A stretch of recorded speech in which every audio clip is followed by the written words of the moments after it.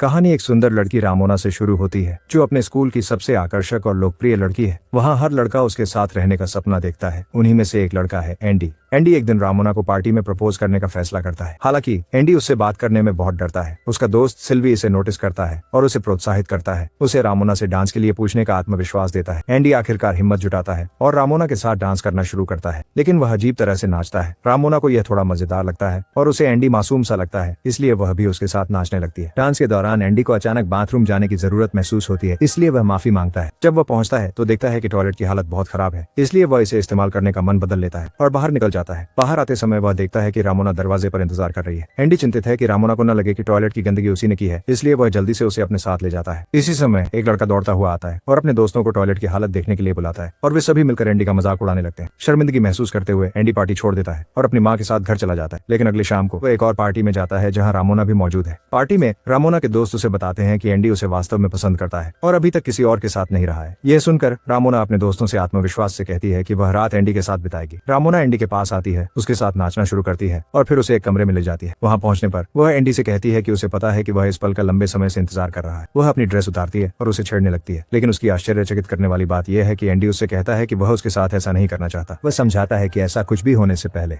वह उसके साथ अच्छा समय बिताना चाहता है और सही मायने में उससे प्यार करना चाहता है। रामोना खुद को ठुकराया और गुस्से में महसूस करते हुए जल्दी से कपड़े पहनकर कमरे से बाहर चली जाती है। अगली सुबह एंडी अपने दोस्तों को बताता है कि रामोना के साथ क्या हुआ। उसके दोस्त उससे बहुत नाराज होते हैं, कहकर कि उसे वह मौका नहीं गंवाना चाहिए था। वे उसे कहते हैं कि उसे होशियार होना चाहिए और सिल्वी को रामोना के करीब आने से रोकना चाहिए, क्योंकि उन्हें लगता है कि अब सिल्वी की भी रामोना में दिलचस्पी है। अगले दिन स्कूल में एंडी सिल्वी का सामना करता है और उसे कहता है कि वह रामोना से दूर रहे, लेकिन सिल्वी नहीं सुनता, जिसके कारण उनके बीच बहस हो जाती है। तभी रामोना आ जाती है और पिछले रात के लिए एंडी से बदला लेने की कोशिश करती है। वह सिल्वी को उसके सामने किस करती है और सिल्वी के प्रस्ताव को स्वीकार कर लेती है। अगले दृश्य में एंडी अपनी माँ के साथ ग्रीष्मकालीन छुट्टी पर जाता है। वे एक होटल में चेक इन करते हैं, जहाँ एंडी की मुलाकात एक खूबसूरत लड़की से होती है जिसका नाम अनुमोना है। वह रिसेप्शनिस्ट है। अनुमोना को शुरू से ही एंडी पसंद आ जाता है। उसके बारे में जानने के लिए उत्सुक एंडी बार में बारटेंडर से अनुमोना के बारे में पूछता है और बारटेंडर उसे चेतावनी देता है कि उसे दूर रहे, यह कहते हुए कि वह एडल्ट वीडियो बनाती है। चेतावनी के बावजूद एंडी अभी भी अनुमोना के पास जाता है और एक अजीब तरीके से उससे बात करने लगता है, जिससे उसे हंसी आ जाती है। एंडी से प्रभावित होकर अनुमोना उसे उस रात बीच पर मिलने के लिए आमंत्रित करती है। बाद में वे दोनों समुद्र तट की ओर बढ़ते हैं, जहां एंडी अनुमोना से उस बात के बारे में पूछता है जो बारटेंडर ने कही थी। वह समझाती है कि बारटेंडर ने ये बातें इसलिए कही क्योंकि उसने उसकी प्रपोजल ठुकरा दी थी, तो उसने उसके बारे में अफवाहें फैलाई। जब वे एक दूसरे के बारे में बात करना शुरू करते हैं तो अनुमोना खुलासा करती है कि उसका एक बॉयफ्रेंड है, लेकिन उसने पाया कि एंडी मासूम है और उसके साथ समय बिताना चाहती थी। वह एंडी से कहती है कि वह उसे चूमेगी, लेकिन केवल तभी जब वह पहले उसके लिए गाना गाए।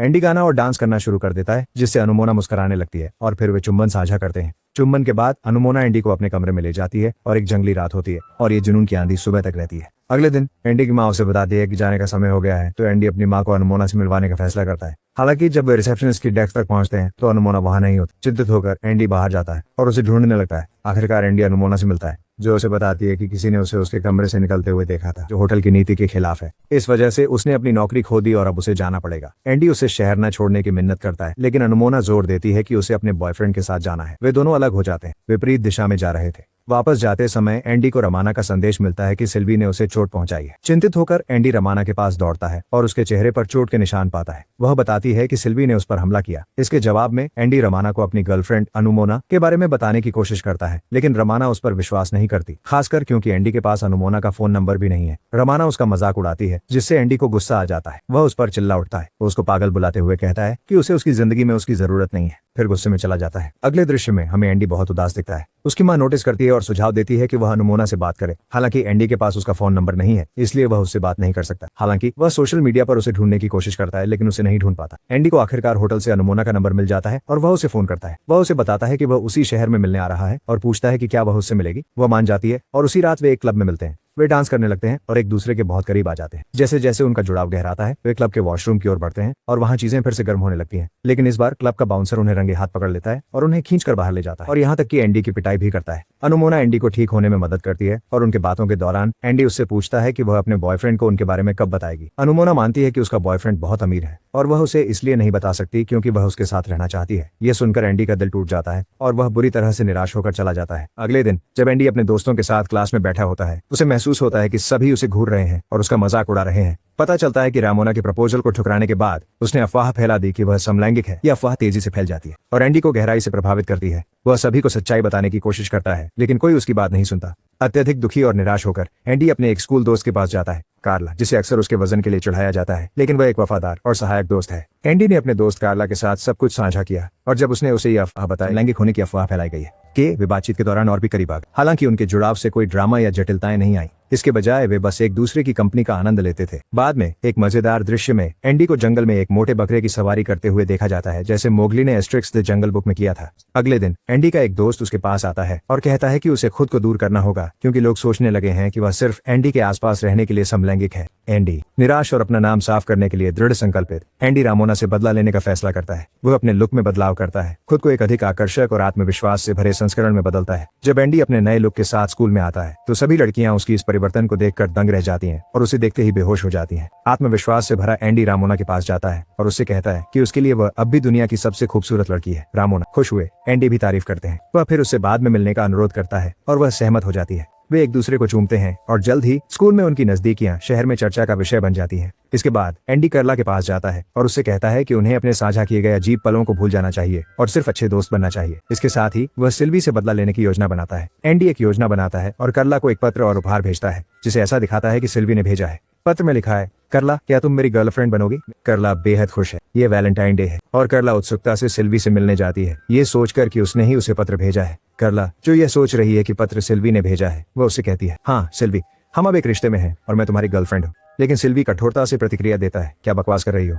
तुम्हें कौन डेट करना चाहेगा? आहत और गुस्से में कार्ला अपना आपा खो देती है और सिल्वी को पीटना शुरू कर देती है। अंततः उसे मौत के घाट उतार देती है। अन्य छात्र हैरान होते हैं और सिल्वी का मजाक उड़ाने लगते हैं। इस बीच एंडी रामोना को डेट पर ले जाने के लिए पूछता है। उसी रात बाद में रामोना खूबसूरती से तैयार होकर एंडी से मिलती है। वह उसे एक लाइट हाउस पर ले जाता है और अपने दिल की बात खोलता है। एंडी अपनी भावनाओं के बारे में बताता है, कहता है कि जब भी वह परेशान होता है तो वह अकेले रहने और शांति पाने के लिए इस जगह पर आता है, लेकिन आज रात वह खुश है क्योंकि वह उसके साथ है। उसके लिए वह उसकी दुनिया की सबसे खूबसूरत लड़की है। वह अपने गहरे प्यार का इजहार करता है और रमाना उसकी बातों से भावुक होकर उसे बताती है कि किसी ने भी उसे कभी इस तरह से परवाह और प्यार नहीं किया है। वे चूमने लगते हैं और फिर एंडी सुझाव देता है कि वे उसके घर वापस जाएं। यह रमाना को असहज कर देता है क्योंकि उसे चिंता होती है कि दूसरों की तरह एंडी भी केवल उसके साथ शारीरिक संबंध में दिलचस्पी रखता है। लेकिन एंडी उसे भरोसा दिलाता है, कहते हुए कि यह मेरी बात नहीं है और तुम ये जानती हो। वे उसके घर वापस जाते हैं और उनके बीच चीजें गर्म होने लगती हैं। एंडी रमाना को मजाक में चढ़ाता है और हालांकि वह प्रयास करती है, लेकिन वे अपनी इच्छाओं को बढ़ते हुए महसूस करने से खुद को नहीं रोक पाती और आखिरकार इस पल में डूब जाती है। लेकिन एंडी रमाना को रोकता है, याद दिलाते हुए, मैंने कहा था मैं बाकी लड़कों जैसा नहीं हूँ, मैं चीजों को जल्दीबाजी में नहीं करना चाहता। फिर भी यह रमाना को चढ़ाता